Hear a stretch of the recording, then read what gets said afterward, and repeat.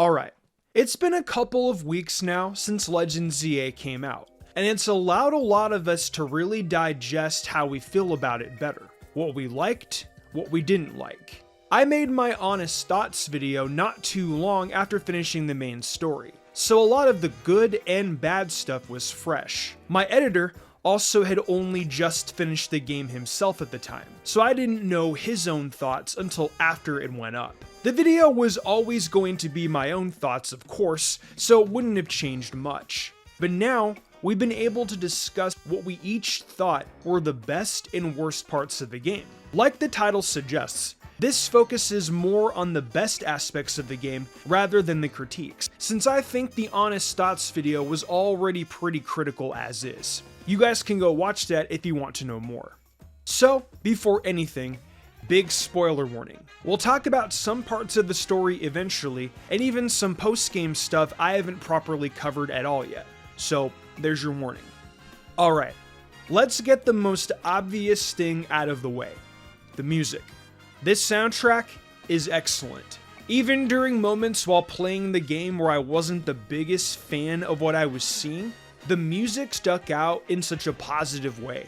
My only complaint would be is that I wish there was a little more music at times. It's basically the same music for day and nighttime for the entirety of Lumiose, except for those battle zones. But otherwise, it never really got old. Next obvious thing, the Mega Evolutions. I think a lot of fans were stoked to see this back. The main Gen 8 and 9 games, that being Sword and Shield, Scarlet and Violet, had their own gimmicks of Gigantamax and terastallizing, but they're not nearly as memorable. Terastallizing is a decent mechanic for competitive doubles, but otherwise, most people don't care about it. In fact, it's so forgettable, my editor actually forgot the name of the mechanic. But Mega Evolutions genuinely are really beloved by a lot of people. I've stated before that I'm not sure if they should be in literally every generation, but bringing them back every now and then for certain games, I think is perfect. It wouldn't surprise me if we see it in the debut Gen 10 game in some way too, but we'll see. Opinions on the new Megas definitely vary, but it's mostly positive for us. I think my editor might be a little more positive on the newer designs. He's a big fan of how weird Victory Bell's Mega is and stuff like that. He also doesn't mind for alligators. But we both agree the most impressive Mega of the starters is Meganium. Not sure which one will end up being the best online or anything like that, but we like Meganiums the most.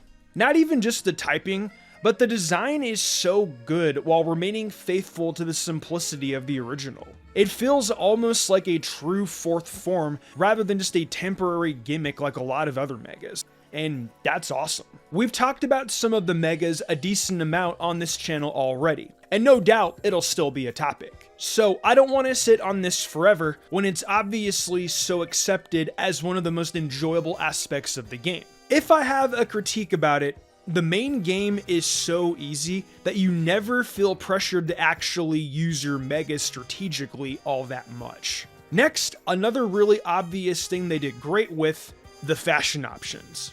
I mean, we rarely ever felt bad spending Pokédollars on increasing our clothing options.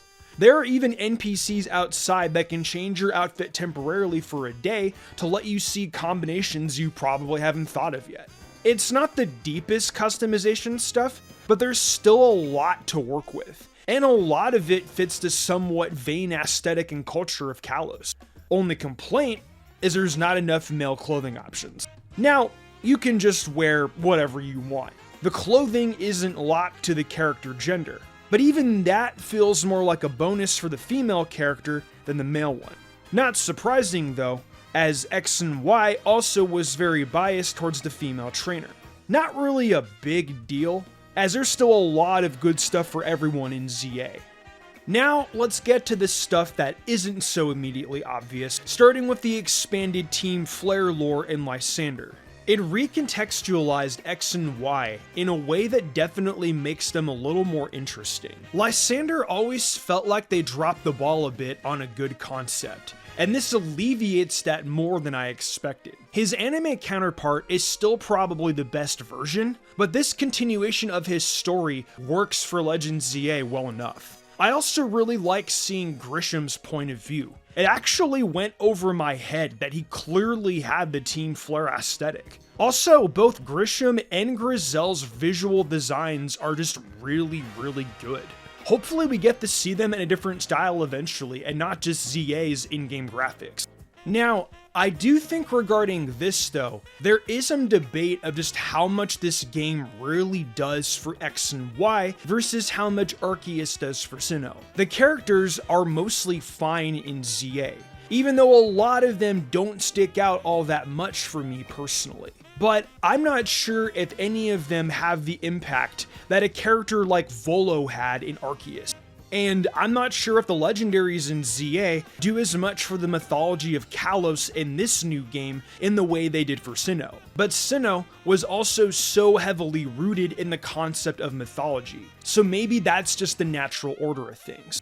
Story-wise, it's fine. It's pretty safe overall and maintains a cozy vibe, with only a few risks taken with X and Y characters like AZ and Lysander, but neither are too surprising. Now, while we're still on the subject of the characters, I do want to add a little bit of critique here. My editor pointed out that while he liked the characters in ZA just fine, he felt that there were just too many of them in the second half of the game. And because the game needs to move on to the next character arc when you rank up, it feels like it ends just before you're able to see anything too interesting happen with said character. We both like Corbeau, for example, and he's one of the most well-focused characters in the story, but I feel like if they had just shown him, or implied his presence in the main story earlier, we could have gotten something even better. It also maybe would have given us more development with the rival too. The rival character is fine, but it feels like their story arc is kind of unfinished.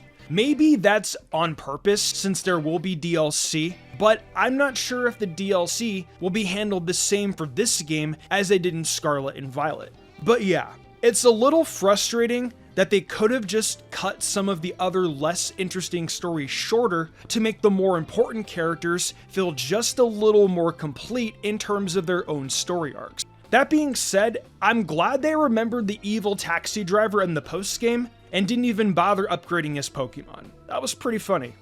I mentioned legendaries earlier, and I should point out that I did enjoy Zygarde in this story. It's not super deep or anything, but they end up giving this thing the gravitas it deserved back in X and Y. This goes with the climax of the game as a whole. I'm a little 50-50 on the climax itself. The cinematic and epic nature of it is cool, but it goes on for too long. It's not all a slog, and it works as an event of sorts, like one of the Pokemon movies, but it could have trimmed a bit of it down.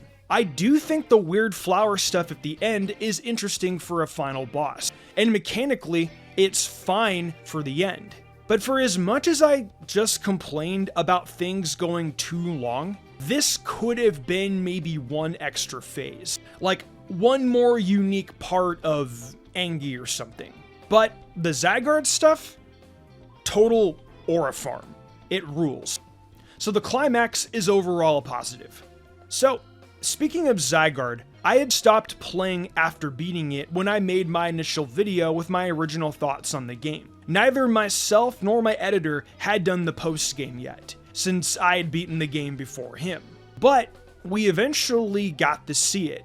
And, yeah, this is a genuinely interesting post-game fight. You can't cheese it with high-level Pokemon. Sure, it helps make it go faster so there's less room for errors through the phases. But yeesh, your trainer is in serious danger here. It really is all about awareness of where you're standing, where your Pokemon is standing, and when you're withdrawing it. Once you learn the patterns though, through trial and error, it's not so bad. But it is a really cool fight. But that brings us to the next thing, the new battle system. While it does need some work, it's good. we like it. I was a little harsh in my initial video, but going back, I do see there's a lot more than just trying to mash whatever your next attack is.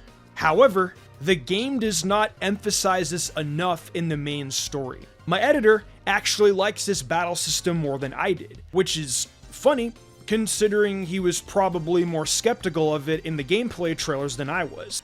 But basically, you can just run through the new game's story without too much thought. And that's a shame when the game has some interesting new stuff going on, like the movement of your Pokemon being real time and actually important.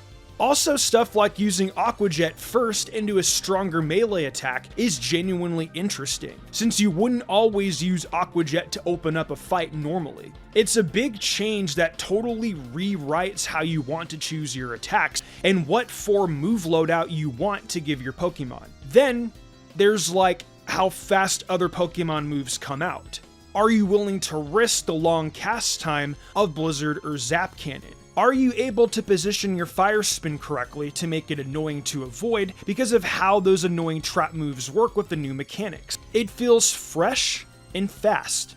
Battles can end in the blink of an eye. You can ask your Pokemon to randomly destroy some random wild creature for a little XP while you're walking around casually. The speed is probably the best part. I'm not saying every Pokemon needs to be this fast, but ZA not wasting your battle time with battle time bloat genuinely rules and feels fresh. But again, the main story is just too easy. You don't get a chance to feel the need to even think about or appreciate half this stuff. And that sucks. This is a common problem with newer titles too. And that's probably why it bothered my editor more than me. Because not only did he really like the new battle system, but he's actually not that used to newer Pokemon titles. He plays them, but his brain is kinda permanently wired to Gens 1 through 4. So the difficulty level of some of the newer game's main story content always takes him off guard every time. I also want to point out how he ended up liking the game a little more than I did, and it's partially from being less burnt out of the new stuff. So the different perspective is pretty important. But ultimately, we mostly have the same pros and cons for the game, but some of our reasoning was different. I noted how bad some of the textures in this game are in my other video. Like, look at this screenshot. I know it's the Switch 1 version which has worse textures, but the wall textures aren't exactly much better in the Switch 2 version. And, wait a minute, is that a shiny Magikarp? Anyway, while the ridiculously poor texture quality in certain parts of the game still blow my mind, my editor was more bothered by the game's bland art direction. He doesn't think it's always bad. He liked the hidden lab segment and stuff like that. But the city is so dry. Now, maybe that's also on purpose. It's a city under reconstruction, and the game questions how much of this plan is the right way to deal with things. So maybe the contrast with the more aesthetically idealized version of Lumiose from X and Y is intentional. But, ultimately, I'm in the same camp. The art direction should have been better too, and it would have made some of the mediocre qualities of the graphics more forgivable. Lastly, let's go back to one thing we forgot to mention in terms of battling: the rogue mega battles. I feel like not everyone is going to feel like it's one of the best qualities of ZA, so we left it for last. Now, personally, I really like these. These raid boss type Pokemon being included with the new battle system was a good idea in the end, and slapping the rogue Pokemon around with your Mega feels great. My editor thinks it's also a net positive, but thought overall they were just alright. He loves the post-game Zygarde fight and likes the rogue Megas, but thought there were way too many of them. But anywho, they'd often put them out in threes in the main story. And by the third one, he was kinda sick of it. There are quite a few in the main story, and I do think it got repetitive myself. But it seems like your mileage will vary on how much it'll bother you. Overall, we still think it was good that they put a good amount of them in. But they could have maybe left a few of them for a post-game event or story or something. And those are what we believe to be the best things about Pokemon Legends ZA.